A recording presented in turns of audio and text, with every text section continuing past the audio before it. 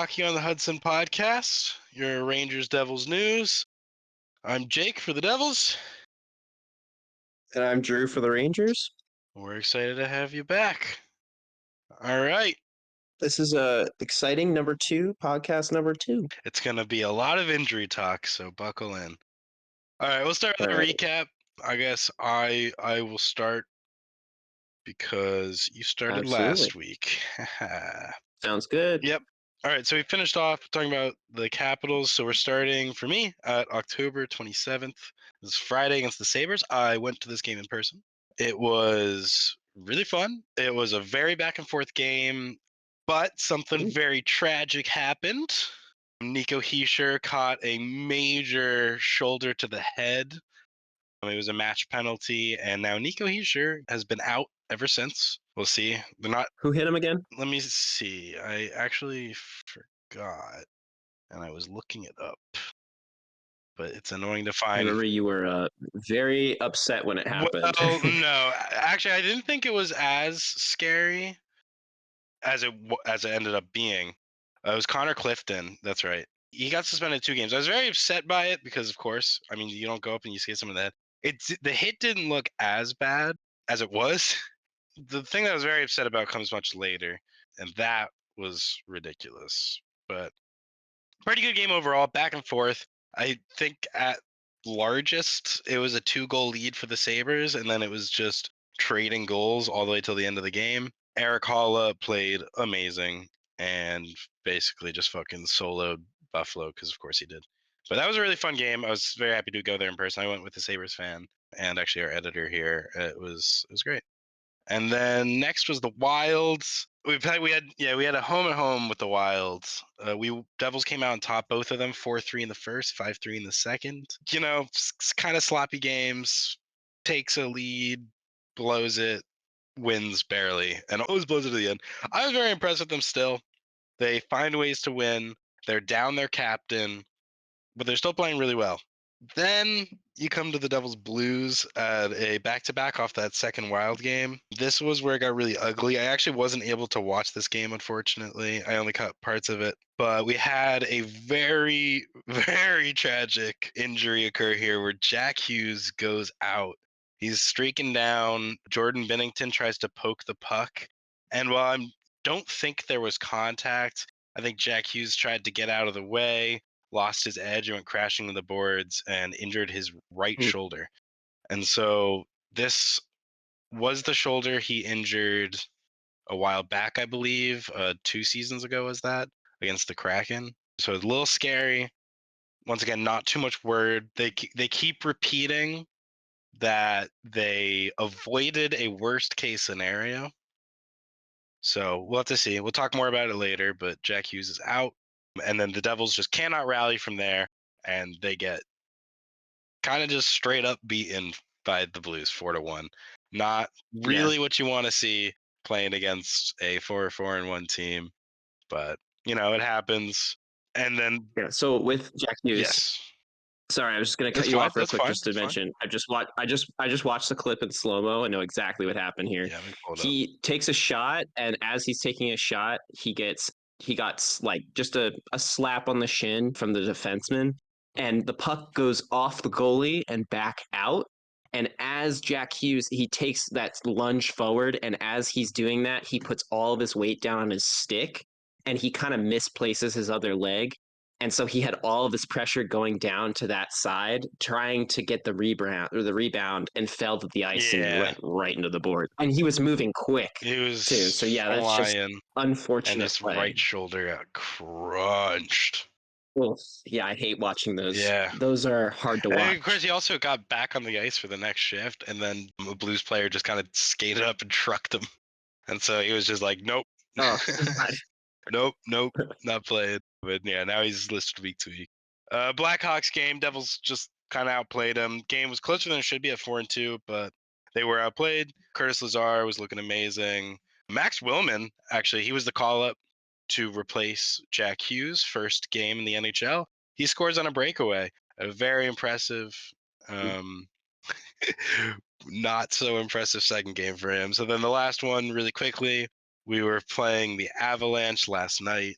the worst game of the season by far from the Devils. They come out flying. They're kicking the Avalanche up and down the ice. It was great. They just shut down their power play. And then we start taking some careless penalties. The Avalanche score 2 goals on a power play.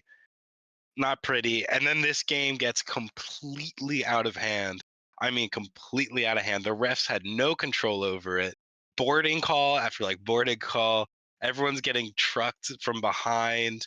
Miles Wood hits Siegenthaler from behind. Siegenthaler bites the divider. And then Dougie Hamilton comes in flying behind him, smashes Wood's head into the divider. Everyone's mouth seemed to like hit right where the boards meet the inside. Like it was not pretty. But the worst thing that we need to talk about really quickly from this game was, besides the, I think, total 10 odd man rushes the Devils gave up to the Avalanche's 1, which was amazing to watch how awful the Devils were playing, but was Ross Colton. So this was the hit. Oh God, yeah. This was ridiculous. Ross Colton, born in New Jersey, completely lost his cool for some reason. He was skating down after Luke Hughes, who had the puck in the corner. Luke Hughes pushes the puck up the wall, and the puck's like way gone. And then Ross Colton hits him from behind, and then Luke hits his face into the boards. And then the refs call it dead immediately. They call a major penalty right off the bat onto Ross Colton. Yeah. What Ross Colton does in return is skate forward to where Timo Meier is and cross-checks him right in the jaw. Just cross-checks Timo Meier before Timo can even start fighting him or anything. Just like, boom. I mean, obviously, everyone's hands were going up, so I'm sure it wasn't completely on purpose, but just right in the mouth. Cross-checks him. Boom, second major penalty assessed. They go to review, and they end up giving him 2 minutes for boarding Hughes, which I agree with, because while he did hit him from behind, they were kind of coming in by shoulders, but Luke Hughes was turning, and then Ross Colton hits him from behind. But the Timo one, he got the major. Total 17 minutes of penalties, ejected from the game, gave the Devils a 7-minute power play, including a 5-on-3, which Timo Meier scored on.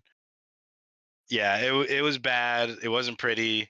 But then the Devils completely flounder it. Miles Wood scores a shorthanded goal, and the Devils take a penalty, and then they score during the major. The Devils score during the major. So like they end up on top through the power play, but like it was silly. And then they just give up a million odd-man rushes and throw the game. So it was not a good game at all to watch. Everything about it sucked. Yeah. But That's hockey. you're gonna have those games in hockey. So Yeah. a bit of a 50-50 stretch here. Devils are sitting at 7-4-1 right now, so it's fine. Respectable. Very respectable. Yeah, when you're down the 2 best players on your team, Exactly. it's fine. It's pretty great. But they need to tighten up, because they're gonna get a bag skate this week at practice.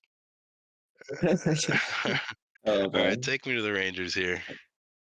Yeah, you wanna go for the 6 straight wins? Yeah. So Yeah. to start us off, on the 26th, we had a 3-0 win against the Oilers. It was really awesome to watch that game. Not only for us to beat a struggling Oilers team, but just it was dead. The Oilers were dead pretty much. It's pretty boring first period, not much going on. And then all of a sudden, the Rangers they come out of the second period just way too fast for the Oilers.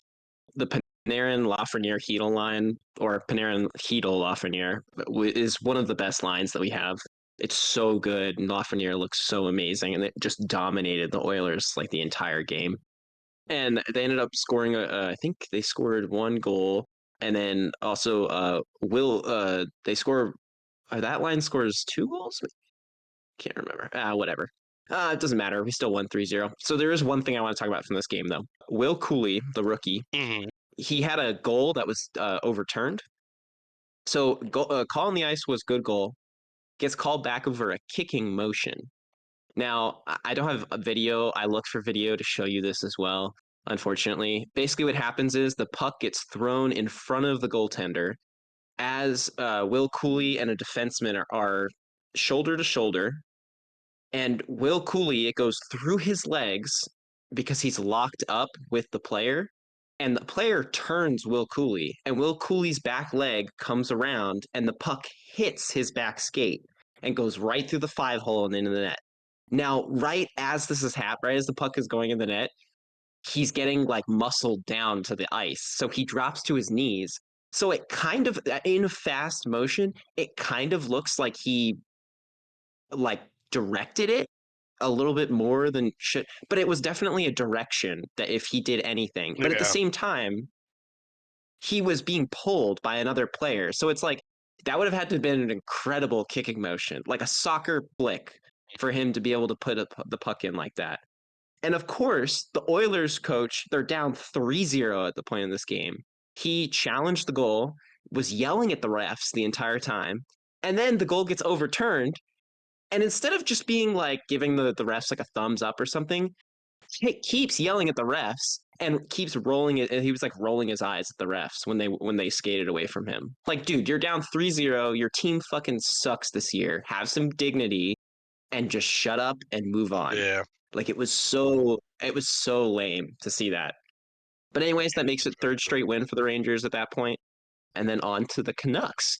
We get an overtime win from the Rangers. Panarin is just lighting the lamp this year.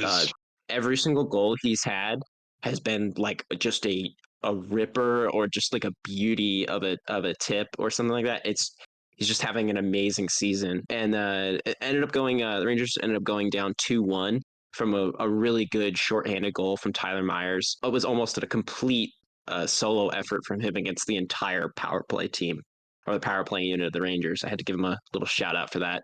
And then Rangers get 2 quick goals on a 2-man advantage, and then a power play. They score back to back. It's like a couple 30 seconds after another.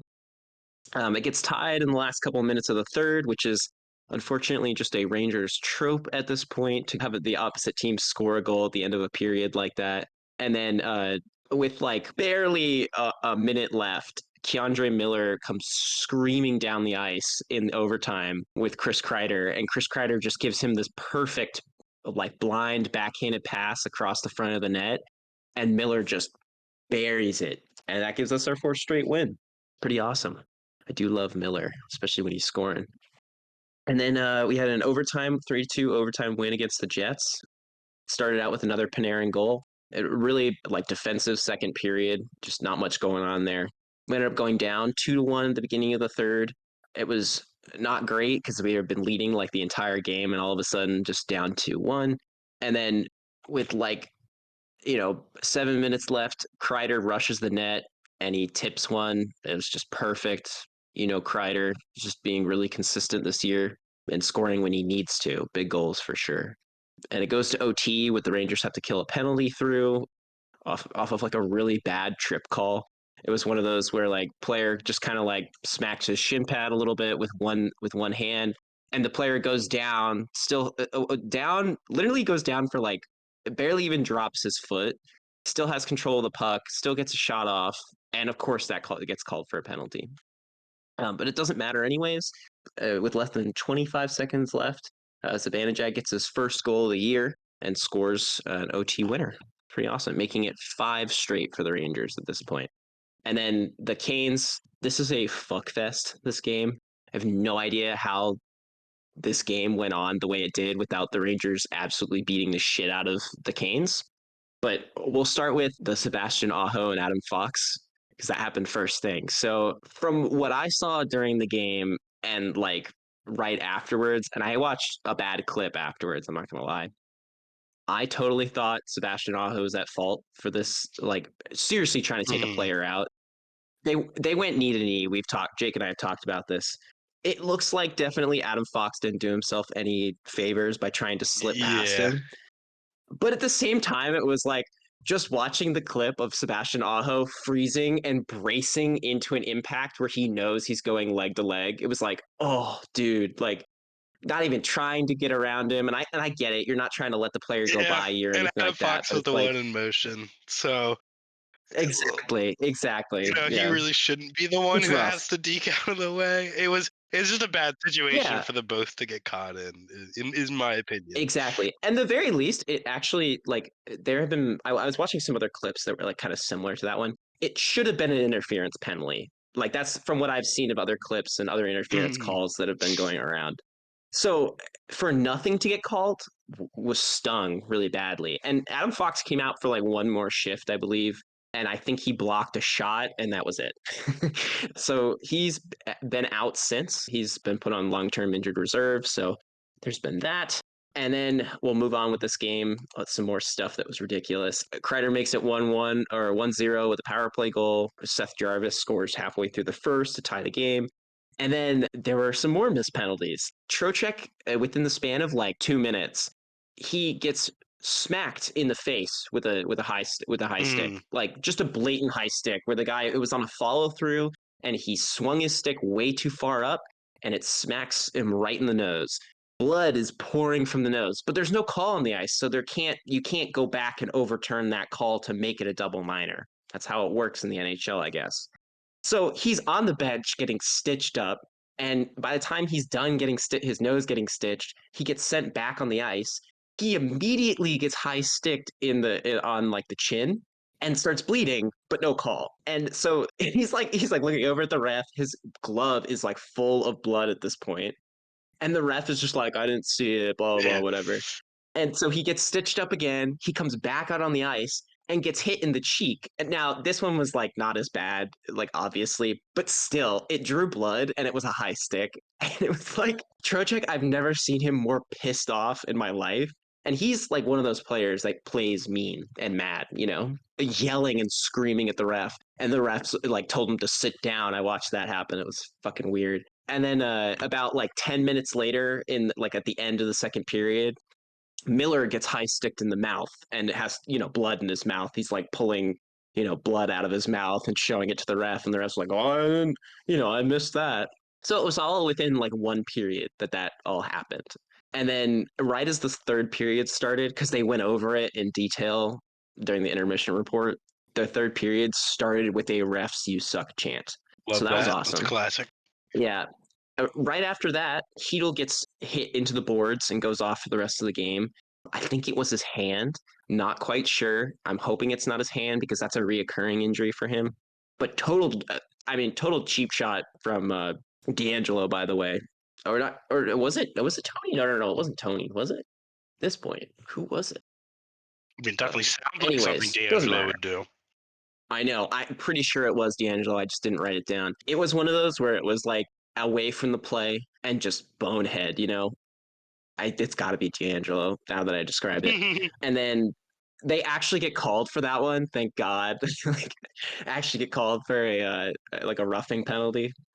And then the third period, it was just pretty much dominated the whole time by the Rangers. They really just gave it to the Canes and just did not allow them to have anything. And Will Cooley, halfway through the third, our rookie, gets a goal to give us that go-ahead goal and gives us the win. It was really awesome. Like, really, really great game. Other than the injuries. Oh, and I forgot to mention, Igor gets runned at the end of the game. There's like a minute left, and the Canes are pounding the net. They're getting everything they can on the net, and that's when one of the players just comes through and hits Shesterkin in a really weird way where it looks like he just clipped the top of his pad.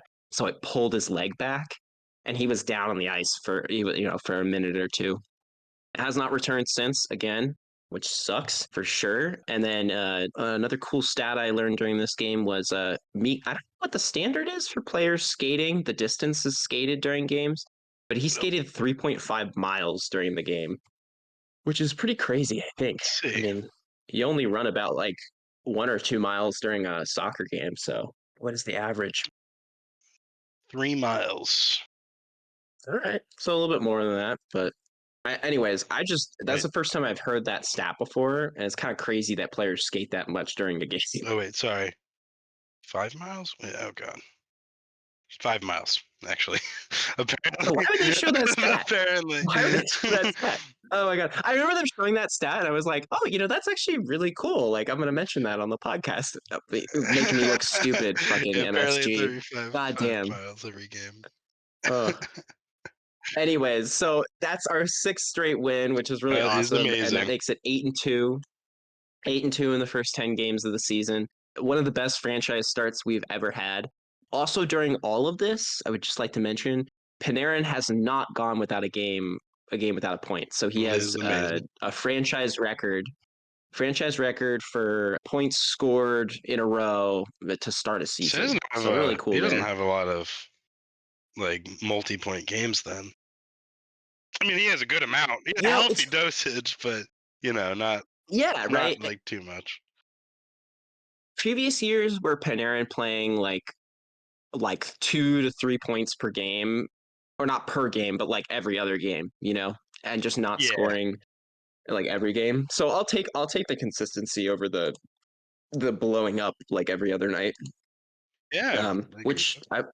I love that too. But all right, we had our first shootout loss to Minnesota. Really not much to say about that game. It was back and forth. Of course, the ex-Ranger has to tie the game in the last couple minutes of the third, Zuccarello. That was just going to happen. Like you could just tell the way he was skating around the ice and all that kind of stuff. It was a crazy OT. What I've noticed from OT this year is a lot of controlled play. Like it's usually split about like 2.5 minutes per team in OT of controlled play. That's at least what I've Not seen. if the Devils are playing. And yeah, and this game, the OT was literally just back and forth like the Yeah. entire time, like just one after another. Like 5 minutes of that is just. It was a lot of fun to watch, but it was also like, oh my god, I'm gonna have a heart attack. And of course, we go to the shootout, and we lost 2-1 in the shootout after 6 rounds of shootout. So terrible, I hate shootouts. but I fucking hate shootouts so much. Yeah, that's that. Could have won the game. We were out Igor, Fox, Heedle, and Goudreau. Shout out to Goudreau. He had his first baby boy Yay. on the 4th. So that was cool. And I think we could have won that game for sure. It's a shootout loss. I feel like we could have won an OT had it been longer, but whatever. And then we had last night's game, which was a really good win against Detroit. They're struggling right now, but I'd rather just take the win against a decent team. They went up really quick, 5-0, pretty much. That stayed that way until the third period. Detroit showed that they can be a good team and scored 3 straight. And Quick stayed really strong at the end of the game to hold us. And that makes us 9-2-1 as of Good. today. Very So good. Also, yeah, Quick has awesome. looked pretty good. I've actually been impressed. But very well done. Yeah, all right. Absolutely. Yeah, I've been told that Quick usually plays a bad preseason and is Usually really played a like bad just preseason. clutch. I know, which is interesting, Hmm. but I'll take the clutch. He really is just like one of those guys you want at the end of your game when you're up 5-4 or whatever it is.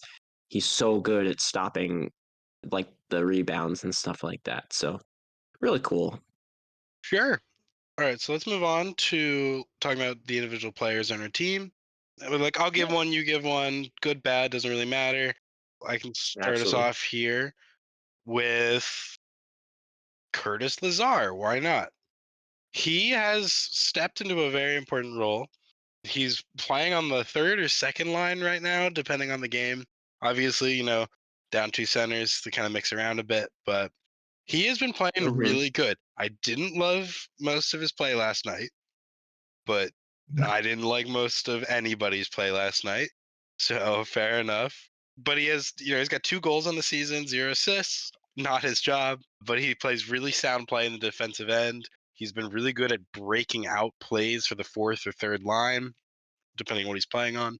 Consistently breaking it down, getting it deep, setting up for a line change, and then you bring in the scoring unit.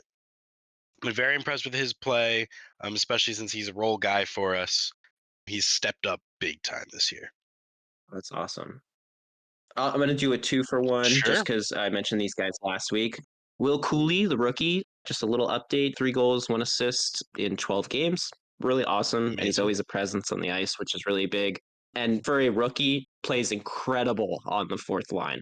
Gotta hand it to him. It's awesome. He's able to play his game on the 4th line, which is really cool. Eric Gustafsson has really stepped up.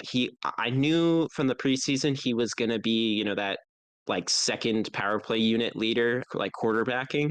And since Fox has gotten hurt, he stepped up and has been leading the power play unit to a really good record. And so it's been really awesome. Yeah. Yeah. Healthy amount of points for Eric Gustafson too. 12 games, 8 Yes. points. Sorry. That's not Yeah. bad. Yeah. Not exactly your star goal scorer, so it's pretty good. All right, next I'm going to go with Michael McLeod. How often do you see your fourth line center playing well as the first line center? Not very often. He's got 3 goals, 2 assists for 5 points on the season. He is a face-off fucking machine. He's right now at 60%. Actually have to look up the league stats on that in a little bit, but he's a player who can play on any line. He's usually our fourth line center, but with Nico out, he was moved up to 1C, and he's shined. I mean, he wins every face-off for your team. He plays in deep, he plays fast. He's got a lot of skill for a fourth line player. So he's fit in well playing with, I mean, the lines have rotated quite a bit, but usually he's playing with like Brat and H.o.t.H. So he's been doing really, really well. I've been very impressed with him. I'll throw out someone I'm disappointed with. Actually, let's talk somewhat disappointment. Let's talk goaltending really quick. We got Vitek Vanacek and Akira Schmid, both with below 900 save percentages. Yikes. Yikes. Goaltending has been an issue, as most people would have expected going into the Devils season. It is definitely our largest weakness.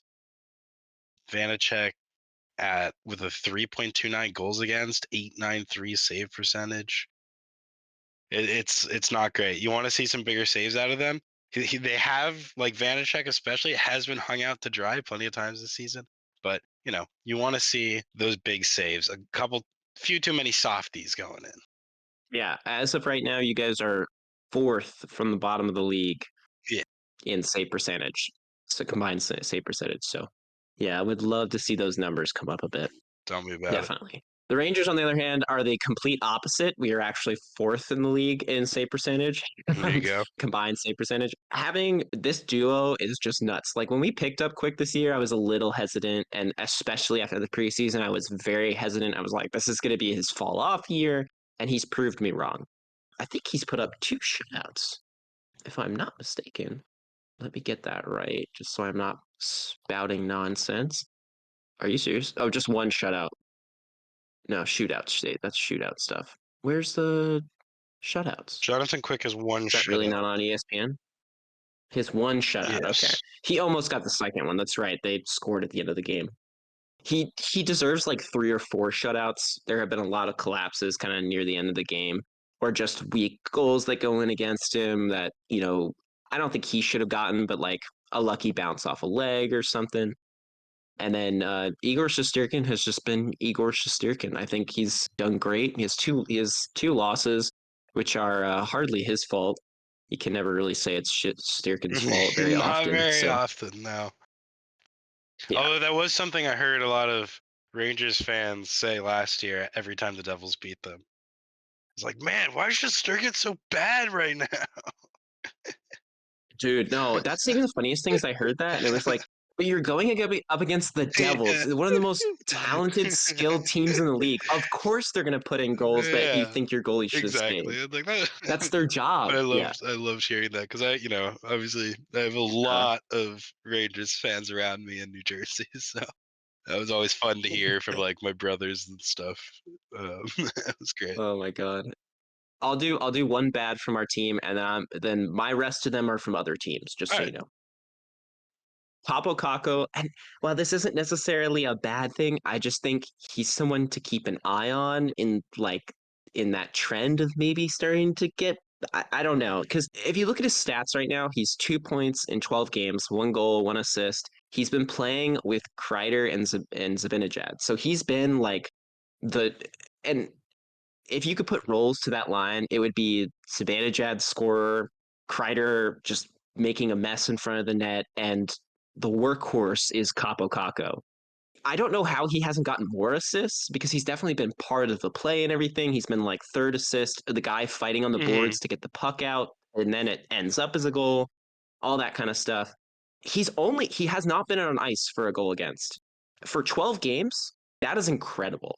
He's a +2 with 2 points scored. So really awesome. I can't complain about it. He also has the least amount of time on ice per game amongst the top 9 of our team. I'm a little worried that maybe Laviolette doesn't think he fits our scheme of the team Mm-hmm. very well. That's concerning to me.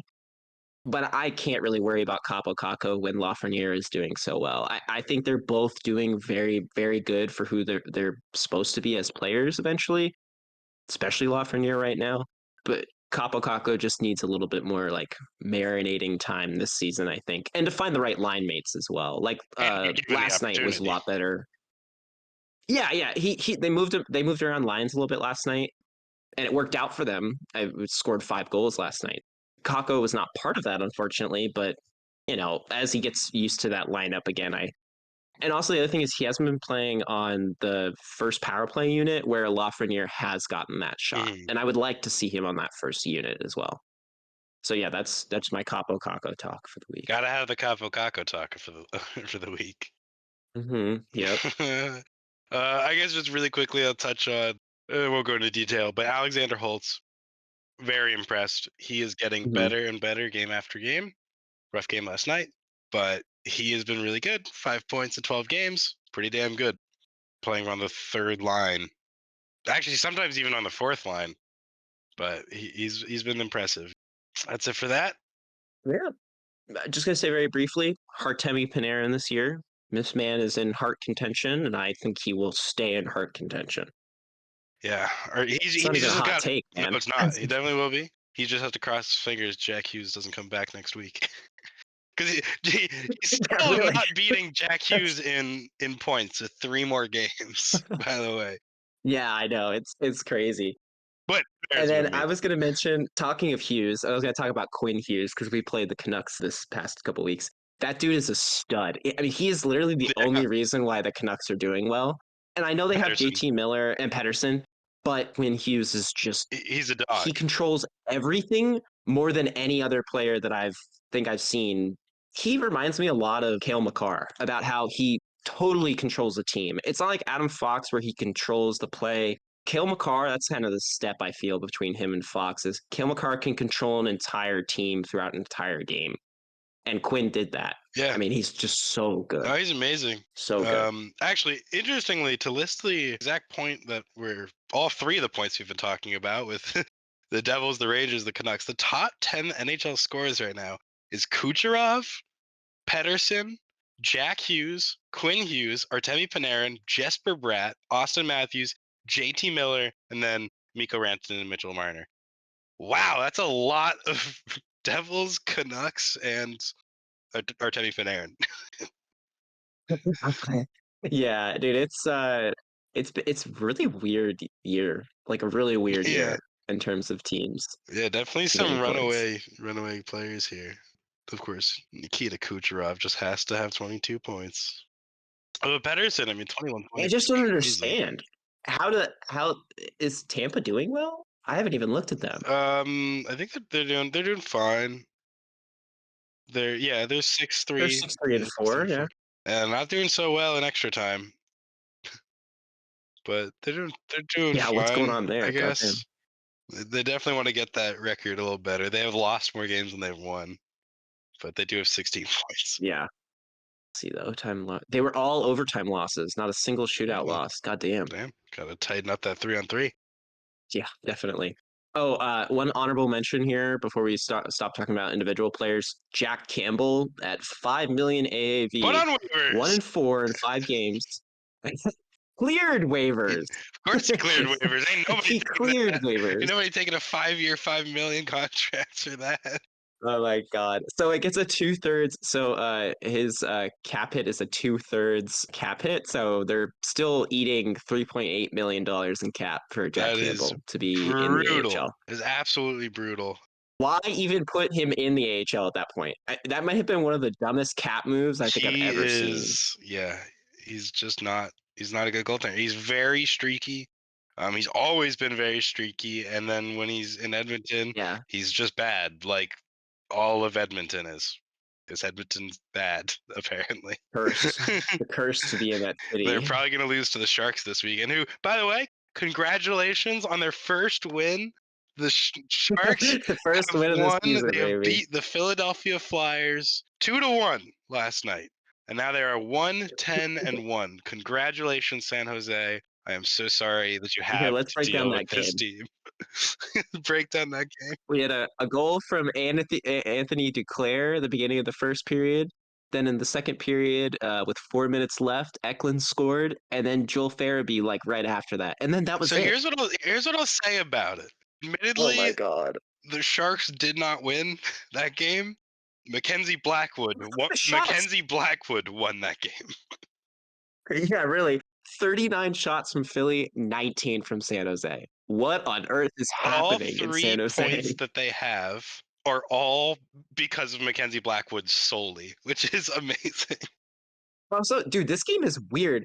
There was one power play goal. There was combined 74 minutes of penalty time. Yeah. There were game misconducts at the end. Okay. Okay. Seeing a team with 12 games played and a negative 42 differential is very unreal to look at. Oh my god. Well, yeah, if you lose 10-2 Yeah. or 10-1 twice, Yeah. it They only have hurts. 14 goals for this season and Oh 56 my goals god. against. But I will also say, amazingly, they are very much not alone at the bottom of the league. They have 3 points Oh in 12 god. games. The team in second to last in the league only has 2 points more, and they are your Edmonton Oilers. With a disgusting record of 2-8-1, they have 5 points on the season through 11 games. Wait, how many goals did you say that the Sharks had? 14? 14, yes, in 12 Okay. games. So they are 1 goal ahead of Austin Matthews. Yep, it's Oh quite the god. scoring race. The Rocket, it's the Rocket Richard race between the Sharks and Austin Matthews. Oh my god. Yeah, dude, that's a hot take. Who ends with more goals on the season? Austin Matthews. No, the Sharks will, but barely. It'll be close. Oh my god. Dude, this will be the season where it'll be like Matthews has his first like 80 goal season or something like that. It's gonna be some like record or whatever, and the Sharks are gonna score 1 more goal. So, okay, I have an interesting question for you before we move on. I've Yeah. asked and I've seen asked before, and there's 2 answers to it, and they're both extremes. In your opinion, if the Sharks played in the AHL, Yeah. how would they do? Where would they end up in the standings in the AHL? Okay, hold on. Let me check the AHL standings because I checked last time we talked, but I have I not think checked Hershey since. Bears are just dominant again. Are they dominating right I now? think so. How'd the Hartford Wolfpack? They're not doing bad. 6-2-1. Yeah, We'll because it's not that good. yeah, basically same record as the Rangers. We'll take it. Yeah, Hershey Bears are blowing up everybody. I don't know. I think they would. I'll probably go with the response you haven't heard. I'd probably say they're probably in the middle of the league. Okay. I don't think they're going to be at the bottom of the lower league. Especially when you look at most of these rosters, are like half these rosters of these guys are this league is filled with guys who are like ages 28 to 35, who are really never ever going to get a shot in the Yeah. NHL. And the Sharks still have LeBlanc, they have Hurdle, they have. That's probably it. I mean, I would hope they wouldn't be that. They have Mackenzie Blackwood. I mean, Yeah. there's One of the better than AHL caliber. definitely above AHL caliber goaltender. Yeah, they wouldn't do well. I think I think they would be towards the top. Yeah, I'm saying towards the top, but they Yeah. wouldn't be doing I good. think they'd be like top 4 team in the league, maybe even number 1. But it is funny. I just want to bring it up because a lot of people respond there just like last place. Like, and I'm like, all right, hold on, because like the way I looked at it is like 90% of the players in the AHL, like at least like 80% of them will never even get a look to be part of the NHL, not even get a chance. And like all of these players in San Jose, do play in the NHL. They're not good, but they do play in it, and they are to some degree NHL caliber. And like if they were on another team, they'd have a shot of making the NHL above almost any other player in the AHL. So I think they would end up towards the top, close to the top. Yeah. But they are hilariously bad. Oh my God, who is their affiliate? That's a good question. That I don't really know. Let's see. Hey, let me check. Sharks AHL affiliate. San Jose Barracuda. Oh yeah, actually, I did Barracuda? know that. I forgot. I was literally reading about that yesterday. 28th out of 32 in the league in the AHL. Yeah, look, if They're not doing hot either. here's the thing, if they're not even in last in the AHL, and those are the players that don't make the Sharks lineup, like you think the Sharks would do pretty good. Are there any actual good players on the Sharks roster or the Sharks Barracuda roster? I Probably don't know any not. of these names. Yeah. I wouldn't know the names for most teams anyway. Yeah. Jesus, dude. Yeah. Anyway, how's your What a how's mess. your Shark segment for the week? I know. I even had it on there. I wasn't sure if you wanted to do it or not, but I had it on my list to talk about the Sharks. You gotta talk about the Sharks. I mean, it is unbelievable. I'm gonna assume they're not gonna be as bad as the 1974-75 Washington Capitals, who finished the season with 7 wins, but I really they're want it gonna to be happen pretty though. Oh my close. God. I mean, I think they're on pace to like get 8 wins. I never thought Arizona should have moved. I thought the Sharks should have moved, and this is just proving my point. Like You think the they have, Sharks? there are already there are already 2 other teams in Yeah, but California. they're all Why do you need a third? well. And San Jose sucks. Okay. Hear me out. Hear me out. San Okay. Jose is in Northern California, which conquers a very large portion of the West Coast that doesn't have a team, right? Well, I'm Because saying why Anaheim not go and to Portland? LA are like way south. Because it's fucking Portland. I mean, I get that it's close to you, but because it's fucking Portland. Oh my God, I want a hockey team in Oregon. But like exactly, like San Jose catches half of California. I mean, you're not gonna with the team, you're not gonna get half of California's fans, but regionally it does. And you're catching Oregon. I mean, now Oregon's obviously getting split into Seattle, but I think it's a pretty well placed I team. just I think Anaheim's almost a sore it's an thumb. okay place team. Well, that's what's funny about it is like I've been to each of those arenas actually. I've been to LA, I've been to Anaheim, and I've been to San Jose. I San Jose is like the old Islanders arena. Mhm. I mean it is gross. It's not a nice arena to be But it's in. called the Shark It's not Tank. a good environment. I It's a know it's cool dumb. name. And the Anaheim arena was one of the coolest arenas I have ever been to in my entire life. I've been to MSG countless times, pre renovation, post renovation.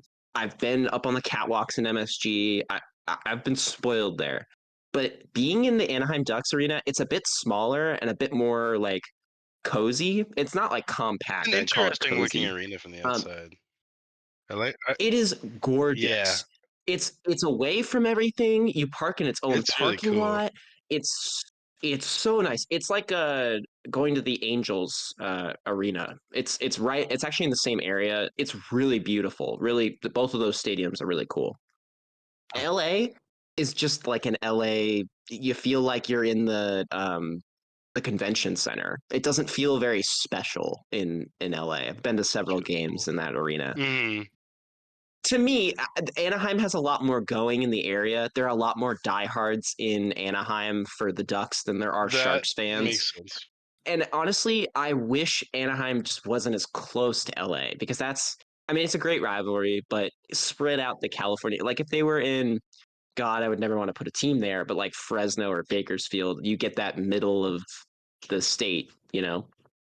But San Jose is The Honda just, Center to is me, is just sick. an odd place. I do like the Anaheim Yeah, the Arena. Honda Center. Yeah, that's why they call it the Honda Center. I That's do right. like it a lot. Um, That is cool. Dude, I wasn't even in I was in normal mid-tier seats. I wasn't in a booth. I wasn't in and I've been in my dad has got the hookups, so I've been in a booth before. I've been in some really nice spots in arenas. I still think that Anaheim game was one of my favorite games I've ever been to. Mm-hmm. It was really cool. Cool. Yeah. Yeah, I've only been to Prudential and MSG, so I don't have quite the. Oh, although I think I am going to Philadelphia soon. I'll enjoy getting beat up by Philly Yeah, fans. I'm not worried about them. They're pussies. Pretty much. They only beat up people who are crippled. Yeah, I'm not too worried. Although Philly fans are annoying, but I have been to the Phillies stadium when I was as a Mets fan.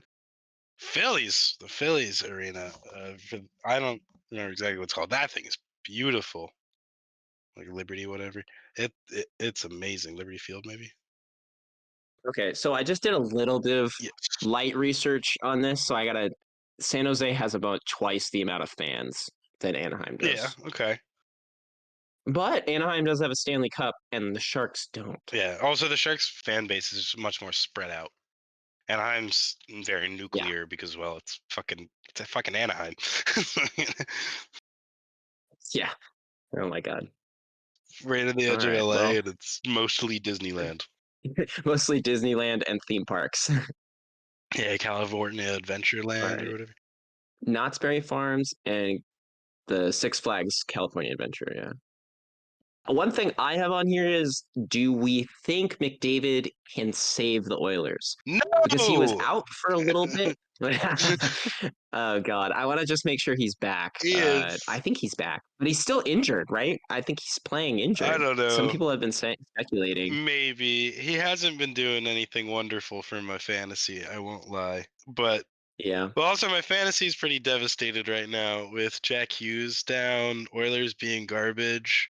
Wow. How did we? When was the last time the Oilers did not have, Oh, or Horvat got McDavid injured. wasn't in the top five of points scored? It's a good question. I don't know how you would find that, but it's actually a really good question.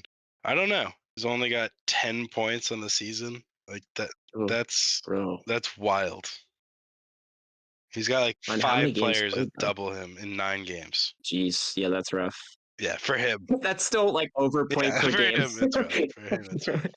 Oh my god. I'm like really suffering here because on my fantasy team I have Adam Fox, Jack Hughes, Connor McDavid. I have Bo Horvat's injured right now. I think he's coming back though. I Oh, have him. I have Monty Mole, but I knew he was going to be out for a while anyway. It's a dynasty league, so I'm not too worried about that. Yeah, not great. I have Johnny Gaudreau. He's just bad at hockey. Johnny Hockey is bad at hockey. Yeah. uh, So I don't know. We'll have to see. yeah. I have to go look at the waiver or the claims a little bit. One honorable mention here, some a little bit of a record here. Chris Kreider, after I believe it was not the Detroit game, it was the Minnesota game. That's right. That goal that he scored at the end of the game put him ahead of Raj Gilbert. No. Oh God, I can't remember which Ranger it was. Anyways, he is now fourth all time goals scored for the Rangers in the Oh, franchise. congratulations! Very cool. Pretty Very pretty nice. freaking sweet. And he's number 2 in playoff goals or something like that. It's nuts. My guy is going Oh off yeah, it just stands there and levitates pucks into the net. with his mind. Honestly, I think it's more his mind than his stick. He makes them. He makes it go. All right. Go in the net. Okay. Do you have any questions for me about the Devils, where we're going? Because we have went on a very long tangent about California on a radio I know. podcast, Okay. but it was worth it. It was worth it. Okay. No, across the country podcast. Yeah. I was going to ask you questions about your injuries and stuff. Yes, please. How have they? How have you guys been filling in for them? Because that's Heischer, Hughes, and Nosek are hard holes to fill. Yeah, I mean, Nosek's fine. Whatever. He's just a fourth line player anyway, so it's not the end of the world. Huh. But yeah, Heischer and Hughes are probably the 2 largest players on the team, so those are some big ass craters. I mean, the players coming into the lineup right now is Chris Tierney and Max Willman. Those aren't exactly players you really expect to do very much. I mean, Chris Tierney's fine, I guess. Last night he probably threw one of the worst passes I've ever seen in my life from the boards to directly in front of Vitek Vanacek on an avalanche stick, and that one found the back of the net. But he plays a decent game. He just he looks a lot slower. He doesn't quite look NHL. Max Willman obviously had that one beautiful breakaway goal. Actually, funny thing, they both of them cost us a goal last night. Willman, I don't know how this happened. It was one of the weirdest looking thing. I want to see if I can find a video of it. It's one of the strangest mistakes I've seen a player make. But Willman was coming down into the zone, into the Avalanche zone with the puck, and like Lazar's just kind of standing there. I think Yeah. he almost looks like he's lost. He's just kind of standing there. But I think what he's doing is he's standing there on the line so that Willman goes left around him into the zone and then he follows it. Willman just like skates directly into Lazar and then they both like twist. And I'm pretty sure you hear Lazar say like, "What the fuck, dude?" And then Avalanche just skate down and score. Like you do hear Lazar yell out something. But yeah. So obviously those two players aren't filling the hole. They're making mistakes. They look like they shouldn't be in the league because they shouldn't be in the league. So what we've done to mend it is shifting up our bottom two centers being, I mean, I guess it depends on the game, but Lazar and McLeod, and Holla, of course, because Holla at you, boy. Holla is amazing. So really what it is just relying on players stepping up, shifting those centers up, relying on the bottom guys, expecting the top guys to step up. And like Eric Holla, he got the message. That man is playing some great fucking hockey. He is unstoppable. And not even like points wise. He's got 7 points in 11 games, 5 goals, 2 assists. Should have had a hat trick. Definitely should have had a hat trick. So tragic. The stick breaking. That was during the Buffalo game. I don't know if you saw it, but Eric Holla had 2 goals, 2 beautiful goals.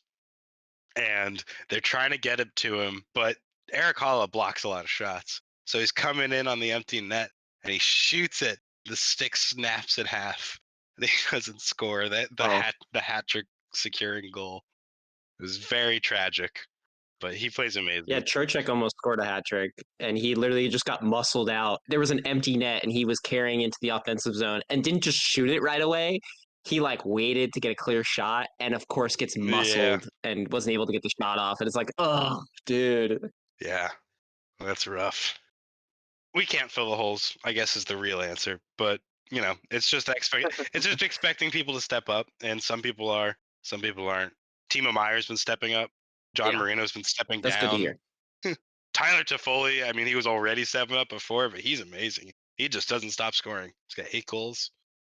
He's like racing to catch up to Matthews after the start. Just needs 5 more and he'll be caught up. He could do that. 5 goals. That's like a 1 game total. Exactly. He just got to score 6 goals so that if he scores 1, he could stay. So let me pose you the sort of reverse question. How are you filling in the defensive crater?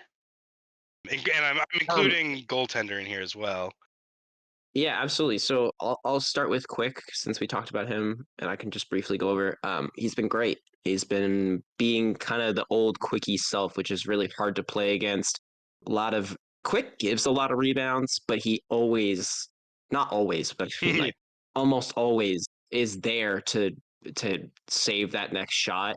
And he's small, so I have to remember that. Like we have had Hank and Sturkin, who are bigger guys. He sprawls across the net to make these saves, and it's like giving me a heart attack every time, but he's there. He saves them. So that's goaltending at least. And then he's defense has been a little bit harder. Really quick. He's actually larger than Shesterkin.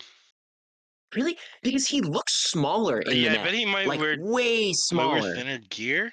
He is, I mean, they're about the same size. They're about the same height. And Jonathan Quick is 30 more pounds. 20 more pounds. He just looks so much smaller in the net. It's ridiculous. And I know it's his style also. Like Shesterkin is a hybrid goalie. He is truly a butterfly. Is that what you call it, right? A butterfly goalie guy on the Yeah. ground? Yeah, yeah. Quick is definitely a butterfly goalie, so I guess that's kind of part of it. But yeah, it's funny, man. Like he looks so much smaller than the other guys. Anyways, doing great. He's stepping up when he needs to, and that's honestly for me has been kind of a telltale factor that we're probably going to do really well if we make it to the playoffs. Because having like if Shesterkin has a bad game, you throw in Quick, and he's not gonna like he's solid. He'll have a decent game, so that's good for us. And then also, what did you just send? It's just Oh that's my just god. Shesterkin's picture. If you go to his NHL stat page, it's just a picture of Is Shesterkin. that Brad? No, it's Miles Wood in the background going like, ah! It's really funny. It's Oh my god. Miles Wood and the It's Devils. such a good It's really photo. funny. It's And such a the good snow in the it's such a background. good photo Crazy. of Shesterkin. Yeah, and it was Miles Wood's Yeah, snow that was causing yeah. all that. Oh my But god. since it's Miles Wood, what's actually happening here is he's flying in at 700 miles per hour. He's about to truck Shesterkin from behind, crashing into the goal. Which, by the way, Oh he god. did that last night. He is still crashing into the goal at 50 miles per hour, but this time into the Devils goaltender. Kreider has not done that in like a year. So Oh, pretty yeah, good. good job, He- Craig. Yeah, the problem is I Miles know, Wood right? is faster than any player can control. He's probably one of the fastest players in the league. That guy's It's the Mighty Ducks unbelievable. kid who can't stop. What's his name? The Oh, kid who's like super funny fast but enough, can't stop. from the first movie, I don't think he was a kid who's too fast to stop. It wasn't the first Okay, movie. I It was was gonna say not the first. I've I think it was only the second seen the one. first one, and I actually just rewatched it 2 days ago on Monday. Actually, I don't even think I rewatched it. That was like That's my right. first viewing. Mighty Ducks kids who can't stop. It's the Lewis is the Lewis. team's fastest skater. It's in the team where they become Team USA. Yeah, That's the yeah, one. that's That's the right. second one. Yeah, it collides a lot of games. Anyways, okay, back to actually on Yeah. topic. Yeah. The defense, the holes have been filled by Zach Jones. Well, let's put it this way: Eric Gustafson has stepped up and become that role that we need, right? The rest of the defense is working fine. Zach Jones was unscratched to play for Adam Fox, just on the third line there, with Schneider. And while they've been very good, they're two young defensemen, so they make a lot of mistakes. And what's really good is Schneider and Zach Jones have both had, I think, 2 seasons in the league almost. I think this might be Jones's second. I know this is definitely Schneider's second full season in the league. He's been he's been making like have you heard the sophomore slump Of course, in hockey? everyone knows that. Yeah, absolutely. What Miller was going through last year, he still did really great. Anyways, that's definitely what Schneider's going through right now. But like Miller, he's scoring with it and he's definitely getting back to make up for mistakes and things. Zach Jones has matured a little bit. He is an Adam Fox type defenseman. He's very quarterbacky, very sneaky. He needs more time in the NHL to be able to really grow into the player he's going to be. He just doesn't really have that Mm-hmm. space to grow. So it'll be interesting to see what happens as the season moves forward and if Fox doesn't come back, because I think he could end up getting to like maybe not full Fox level, but maybe where Eric Gustafson is right now, which just like a really solid guy who knows how to get through defensemen and work his way around with the puck. So that's pretty much been that. And then what you didn't ask about was H.o.t.H has been one of the biggest missing pieces for the Rangers right Yes, now I because it believe it. takes a hole out of the center of our roster. And Hedo's been doing great too. Like he's been playing really well and just strong on the puck and he creates chances and he's fast. And we've been missing that speed a little bit since he's been Mm-hmm. gone. So and haven't been able to fill that one. So yeah. That's that. So wait, really quick question, actually. So like right now, on your roster, Well, on a minor note, so the goalies you service during a game, Quick and Domingue. yeah, that's because Interesting. Igor's out. That is Yeah. a So it gave paper thin combo. and the other thing is Even though Quick's yeah, performance has been right. very good so far. Deming is scary, yeah. The spicy pork. and And, Quick can definitely go quick mode quite quickly. so That's the thing to me is kind of funny is like, okay, like I get Shesterkin was kind of banged up and you wanted to give him a full rest, Mm, like not not have him play backup or whatever, for God forbid something happens to Quick. But at the same time, it's like I actually don't think I've ever even seen Quick get like in terms of goalie injuries, he's pretty low on the list. I think he's only ever had one like injury that's taken him out for multiple yeah. games at a time. It was interesting, definitely interesting. Like I was like, God, I hope we don't have to put in Domingue because it's only going to get worse. But as far as it goes right now, that wasn't a big deal. But it could be later in the season if Shesterkin actually does get hurt or Quick gets hurt. Domingue will have to come up, and that'll be a problem. So All right. Yeah. Take it from me. You don't want Domingue playing goal. Although if you take it from the Penguins, I mean, he was kind of schooling the Rangers, but it's literally just because it was the Rangers. yeah, exactly. And he was awful when he played for us. Since we're running low on time here, do you have anything to say about the any other particular teams in the NHL standings that you just want to keep an eye on, really quick? I think Detroit is one because they were doing really well and now they're kind of starting to They're taper slipping. off. It'll be interesting.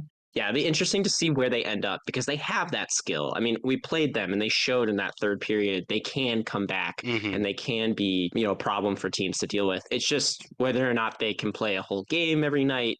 Yeah, we'll see. Yeah, I agree. And then one other one I was going to say is the Avalanche. They've just been rocking and rolling pretty easily. 3 losses, but still not terrible. I have an interesting take on the Avalanche. I actually think they Yeah. are doing terribly right now, and I think that's Ooh. not a super uncommon opinion because, like, if we look at the last 5 games, they're 2-3. Mhm. They've been shut out 3 times in the last 5 games. They played awful last night against the Devils. The Devils just played worse. I mean, that was like the messiest game I've ever seen. Like, I'm not kidding. Both teams were not playing good. Avalanche just didn't play as bad as the Devils, who shot themselves not even in the foot. They shot themselves in the head in like one good game. So I don't know. I think they're going to be fine. Just they've been playing really bad in this last stretch. So No, you're not wrong. Like, in just looking at their record, it's been blowouts or getting blown out. yeah, So, I mean, and when they lose, they haven't scored a goal. God damn! Every time. yeah. That's yeah, that's rough. I think that's about it in terms of teams. Do you have anyone else you really want to talk about? Yeah, I mean, I'll just really briefly mention Sabres. They're finally doing better. They're at 500 now, so hopefully they can keep it rolling. But they're way to go. And I think that's it. All right, Yeah. that's good. All right. Well, I think is that everything for us? Well, let's each give one hot take, and then we'll call it. Ooh, Just one little fun one. why don't you go first? Okay, I will go. You know what? Let's go fun. Let's go. The Ducks will make the playoffs. All right, I all right, fair, so fair. the reason for that, well, I don't entirely believe that. Obviously, it's a hot take, but I think it's more possible than a lot of people would give it credit for. The Pacific Division sucks. Like it really sucks. And the Ducks are playing really Yeah, it well. is bad. The Ducks are winning like most of their very hard opponents. They barely lost to They lost. I mean, I think they got shut out, but they lost 2-0 to the Penguins last night. Like Penguins are holding on. Gibson was playing amazing, and so was Jari, frankly, even though he got his like head bashed in the middle of the game by Adam Henrique. But Jeez, I think they have a good God. shot at making the wild card. Like the West is so goofy right now, and especially the Pacific. Pacific's bad. They have a chance to make top 3 in the division. A chance, small one, but a chance. Hey, they could even get that wild card spot. Yeah. Okay, so my hot take would be the Maple Leafs don't make the playoffs. I think I said it last Whoa. week, Did but you? I still believe it. I don't remember. I can't This remember, sounds but if I familiar. didn't, Whoa. I should have Yeah, you might have. because they've just been they've been falling off so hard and everything they do to try to make this team better makes it worse somehow. I don't get it. I don't understand. So much talent on a team and it just they stink. Yeah, I I mean just they've don't definitely like been at six struggling. 4 and 2 to start a season. Yeah, that's just unacceptable for that from that team. And that's kind of always the perception they have, and they've just unable to get over it. They're at 500 right now. And to add to It's not that, great. 3 of their wins are in overtime or shootouts. Is that correct? 3? Oof. Yeah, 3 of them. It's been pretty.